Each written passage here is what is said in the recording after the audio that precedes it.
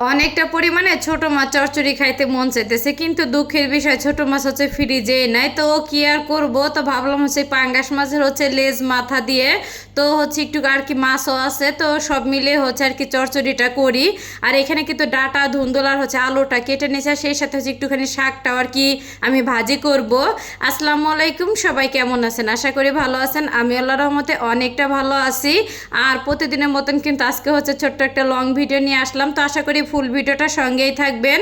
আর ভিডিওটা কিন্তু হচ্ছে দুপুর থেকে আর কি শুরু করে দিলাম আমি। আর এই তরকারিটা খেতে মশলা দিলে এত বেশি মজা হয়েছে, অনেক অনেক হচ্ছে মজার কি লাগছে। আর চরচড়ি হচ্ছে তরকারি অনেক অনেক কম খাওয়া হয় আমার বাসায়। আর ছোট মাছটা হচ্ছে মোটামুটি আর কি পছন্দ। তারপরে দেখা যাচ্ছে গ্রামের বাড়িতে গেলে ছোট মাছটা হচ্ছে রান্না করলে বেশি ভালো লাগে কেন যেন।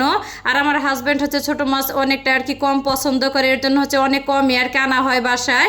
আর এতে দিকে কিন্তু হচ্ছে সব রকম আর কি একটু একটু মশলা দিয়ে তারপরে হচ্ছে সবজিগুলো আমি দিয়ে দিলাম।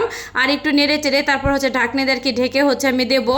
আর যেহেতু ধুন্দুলের পরিমাণটা অনেকটাই দিছি, এতটা পরিমাণে হচ্ছে পানি উঠছে, অনেক অনেক বেশি হচ্ছে আর কি পানি উঠছে। আর মাছগুলি কিন্তু আমি অফ ক্যামেরা হচ্ছে একটুখানি আর কি জাল দিয়ে নিছি। আর জাল দিয়ে হচ্ছে পাঙ্গাস মাছ রান্না করলে না খেতে কিন্তু অনেক বেশি ভালো লাগে। আর এই তো এখানে কিন্তু যে ঢাকনি দিয়ে আর কি ঢেকে দিলাম, রান্না হইতে থাক। আর এদিকে কিন্তু হচ্ছে শাকটা আর কি বসাই দিব আমি। তো একটুখানি আর কি লবণ দিলাম, লবণ দেওয়ার পরে হচ্ছে শাকগুলো আর কি দিয়ে দেবো। আর এটা কিন্তু হচ্ছে কলমি শাক, আর কলমি শাক ভাজে খেতে কিন্তু খুবই ভালো লাগে। আর একটা হচ্ছে বেশি ভালো লাগে হচ্ছে কলমি শাক থেকে অনেকটা পরিমাণে কম আর কি পানি ওঠে। আর অনেক শাক থেকে কিন্তু যে পরিমাণে পানি ওঠে দেখা যাচ্ছে পানি শুকাইতে শুকাইতে অনেকটা কিন্তু সময় লেগে যায়। আর কলমি শাক কিন্তু রান্না করতে অনেকটা কিন্তু সময় লাগে না। আর যাই হোক, তো পালং শাকটাও কিন্তু খেতে অনেকটা বেশি মজা লাগে। আবার হচ্ছে বাইতা শাকটা অনেক ভালো লাগে, কিন্তু বাইতা শাক তো 12 মাস পাওয়া যায় না, শুধু হচ্ছে সিজনে আর কি পাওয়া যায়। আর কলমি শাকটা কিন্তু হচ্ছে 12 মাসই পাওয়া যায় ঢাকা শহরে। আর যাই হোক, এদিকে কিন্তু শাকটা একটুখানি আর কি সেদ্ধ হয়ে গেলে তো পেঁয়াজ আর হচ্ছে কাঁচামরিচটা দিয়ে দিলাম। আর রসুন হচ্ছে দেবো না। আর আমার কাছে মনে হয় রসুন না দিলেও বেশি হচ্ছে সমস্যা নাই, বেশি করে পেঁয়াজ দিলে কিন্তু আর শুকনো মরিচ ফোড়ন দিলে কিন্তু শাকটা খেতে বেশি ভালো লাগে। আর এই তো এখানে কিন্তু শাকটা হচ্ছে সুন্দরভাবে সেদ্ধ হয়ে গেলে তো আমি কিন্তু হচ্ছে ঢেলে নিছি। আর এই যে তেলের ভিতরে হচ্ছে শুকনো মরিচ আর কি ফোড়ন দিয়ে নিলাম, আর কয়েকটা আস্ত আর কি শুকনো মরিচ ভেজে নিছি। কারণ হচ্ছে শাক ভাতের সাথে না একটুখানি শুকনো মরিচ চিবিয়ে খাইতে কিন্তু অনেক অনেক বেশি ভালো লাগে। আর এই তো এখন হচ্ছে শাকগুলো আর কি ঢেলে দিলাম, একটুখানি আর কি পানি আছে, পানিটা শুকালে হচ্ছে শাকটা আর কি আমার ভাজা হয়ে যাবে। আর হচ্ছে একটুখানি পানি থাকা অবস্থায় শাকটা হচ্ছে বাঘার দেওয়া ভালো, ওই শাক খেতে কিন্তু অনেক বেশি ভালো লাগে।